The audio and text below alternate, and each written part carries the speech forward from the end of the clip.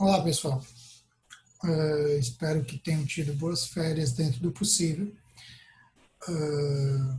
Vamos reiniciar um semestre aqui e vamos reiniciar por esse sistema remoto, seguindo as normatizações de segurança. E aí o seguinte, nós vamos começar com um assunto novo aí, que é a introdução à ótica geométrica, tá? E esses dias ainda eu vou estar colocando para vocês novamente alguns detalhes sobre a questão da nossa avaliação, mas isso é uma outra história, isso é assunto para um outro vídeo. A questão é a seguinte,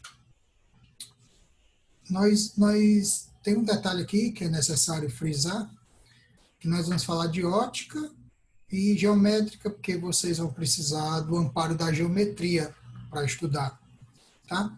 Então é necessário que vocês vejam aí, né, alguns conceitos geométricos, mas que nós vamos abordando, vamos retomando à medida que as aulas forem andando, tá?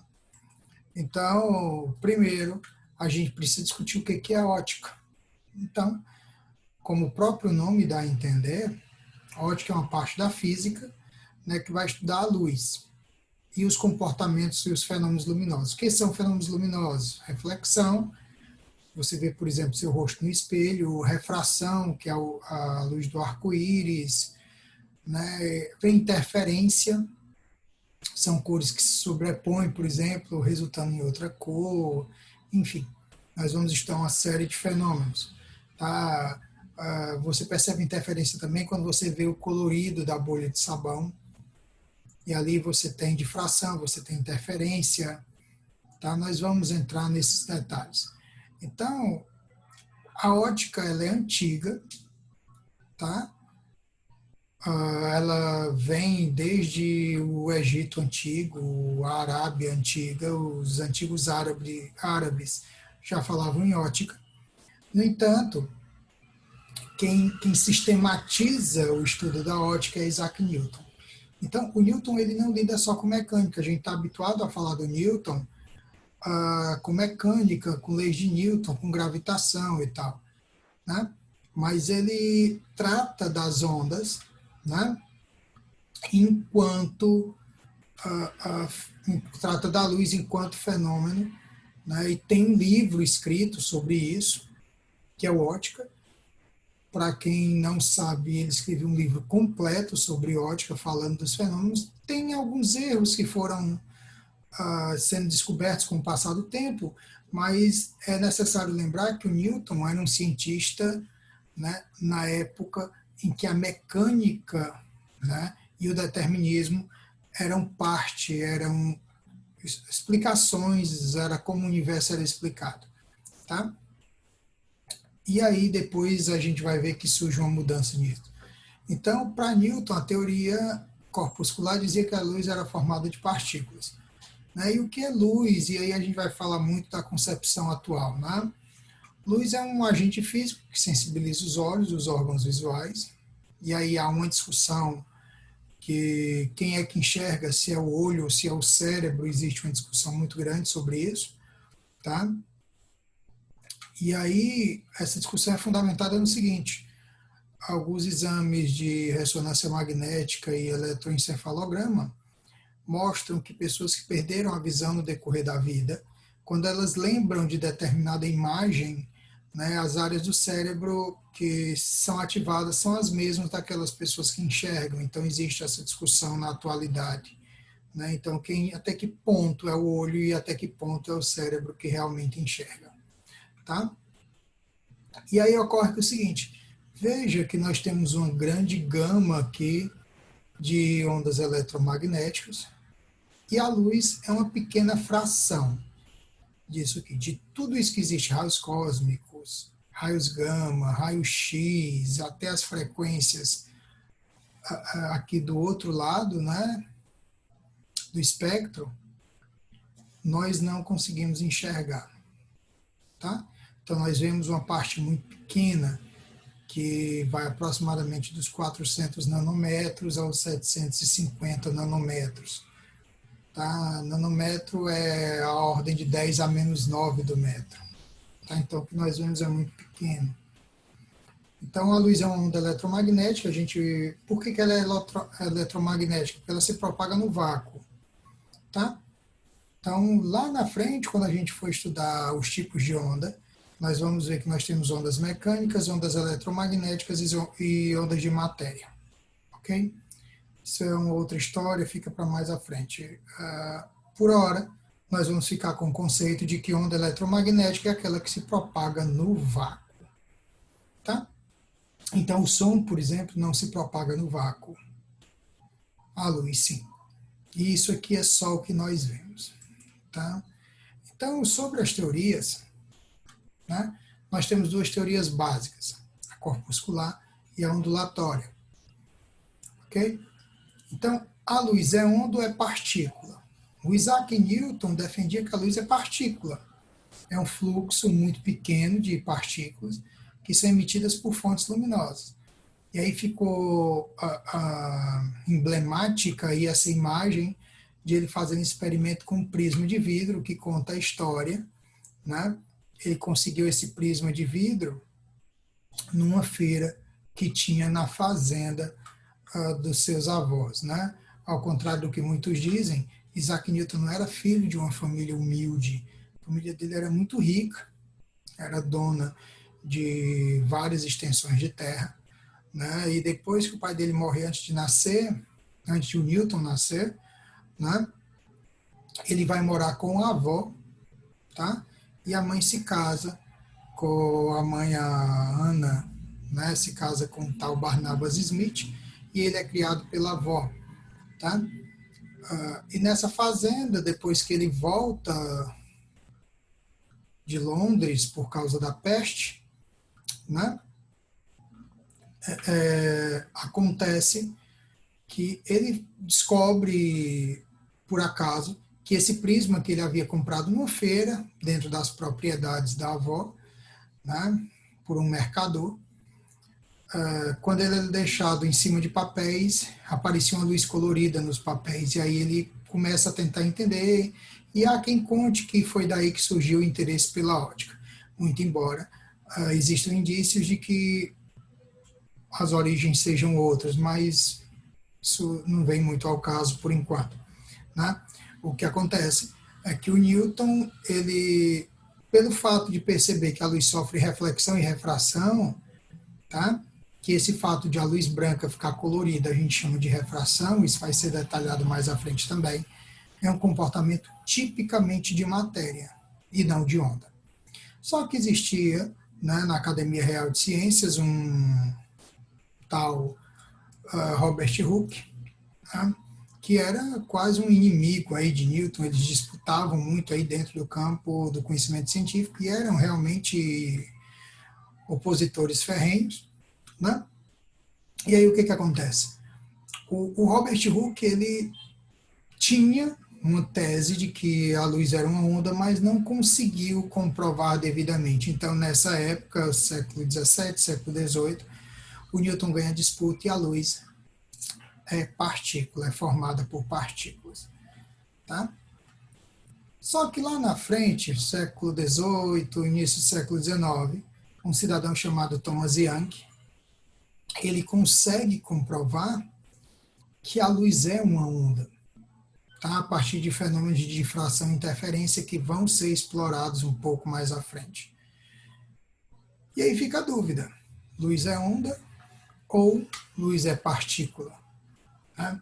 Então, para explicar, né, nós vamos fazer o seguinte, nós vamos sair do campo da física um pouco e vamos falar um pouco dessa imagem, tá?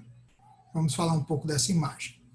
Nessa imagem, você percebe uma figura que tem dois significados, você consegue ver duas situações completamente distintas. Quando você olha, você pode ter a aparência, pode ter a visualização de que aí são duas pessoas já de uma certa idade se entreolhando. Mas numa observação secundária, você pode perceber que há aí duas pessoas, né? um rapaz e uma moça, o rapaz toca um violão, e a moça, enquanto ele segura o chapéu, deve estar apreciando a música aí, não sei o que está acontecendo, mas você percebe, né, um cidadão aqui tocando violão e percebe uma moça aqui escutando essa música enquanto segura o chapéu. Só que você não consegue ver tudo simultaneamente. Ou você vê uma coisa, as duas pessoas já mais idosas, ou o casal mais jovem, tá?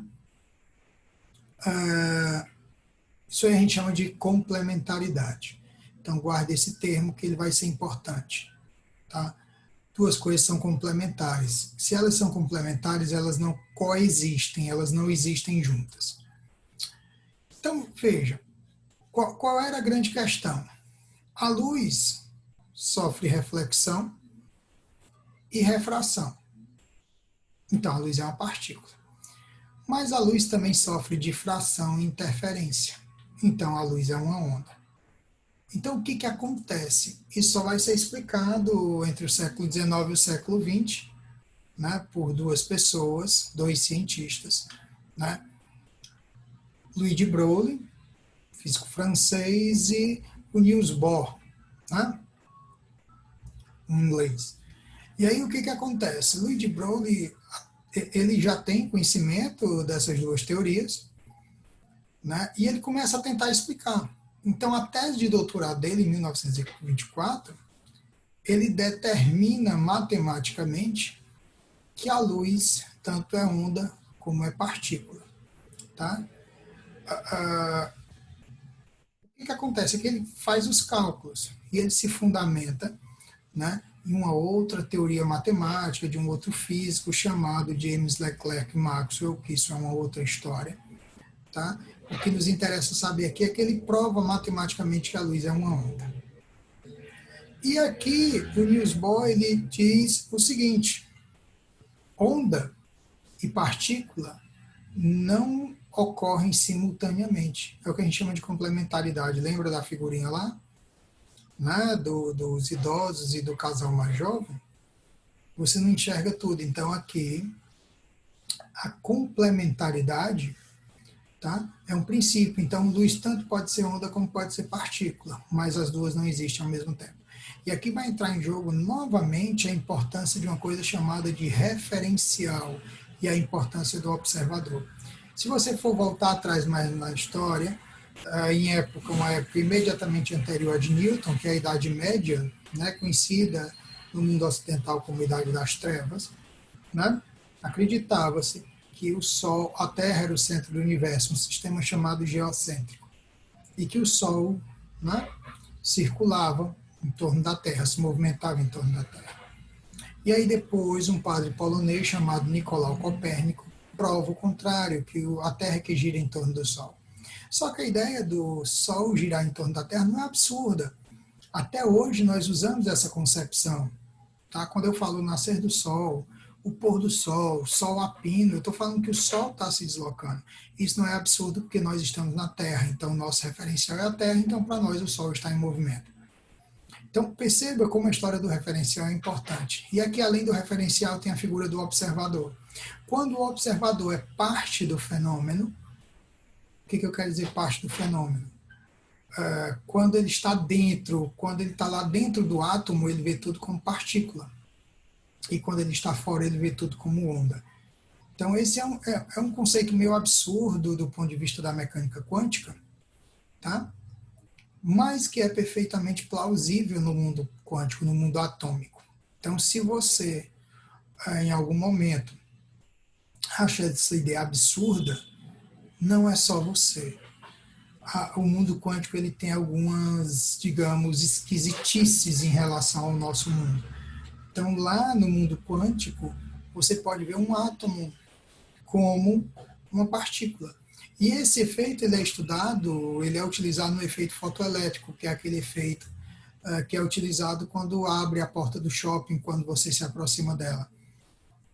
Aquele fenômeno é o efeito fotoelétrico na prática. Tá? E aí a luz é vista como uma partícula no efeito fotoelétrico. Einstein ganha um prêmio Nobel por isso, por ver a luz como uma partícula e desenvolver uma tecnologia para isso, que é quando energia luminosa vira energia elétrica através do movimento das partículas do átomo. Isso é uma outra história, um pouco mais longa, que a gente pode falar sobre ela depois. No entanto, em termos de onda, né, quando você utiliza o seu celular, por exemplo, para uma fotografia ou para fazer uma ligação, você está utilizando ondas, né? E aí você tem aí a mecânica quântica em andamento, teoria da relatividade, mecânica quântica. É o que tem de mais moderno. Então, se você tem celular, TV de LED, né, leitores de MP3, agradeça a mecânica quântica. E é esse princípio básico da luz como onda e como partícula. Então, a luz pode sim ser onda e a luz pode ser partícula. Esse é o primeiro ponto que a gente precisa saber para estudar ótica. Tá? E aqui, dentro do nosso estudo a nível secundário, né, nós vamos estudar a luz de acordo com os pressupostos de Newton. Nós vamos ver a luz como teoria corpuscular. Nós vamos estudar reflexão e refração, basicamente, ver como é que a luz se comporta quando passa por uma lente, como as lentes dos óculos, né? Então, quando você tem o óculos, quando nós temos o óculos, essas lentes que estão no óculos, elas obedecem ao princípio corpuscular da luz, né? Quando a luz passa por ela, tem um comportamento corpuscular. A teoria ondulatória, nós vamos ver alguns detalhes dela mais à frente, lá no final, tá? Mas nós vamos nos aprofundar mais na teoria corpuscular. E aí, como eu falei, a gente vai precisar muito da luz do conceito geométrico. Então, ótica geométrica, porque nós vamos falar de semelhança de triângulos, tá? Lei de senos, lei de cossenos, mas com um pouco de paciência a gente chega lá, não precisa se preocupar com isso agora, ok? Então, esse é o primeiro vídeo do nosso semestre. Nesse semestre nós vamos seguir dessa forma. Eu vou gravando os vídeos para que vocês possam assistir na hora em que vocês estiverem mais disponíveis para assistir, ou seja, por causa da utilização do celular, ou dos seus dados, ou o que quer que seja, tá? E aí você vai tirar as dúvidas. Aí, como é que você vai saber como tirar essas dúvidas? Lá no seu Google Classroom, eu vou colocar as orientações de como essas dúvidas serão tiradas e qual a atividade que você vai fazer em relação a cada vídeo. Ok? Então, um forte abraço. Até o próximo vídeo.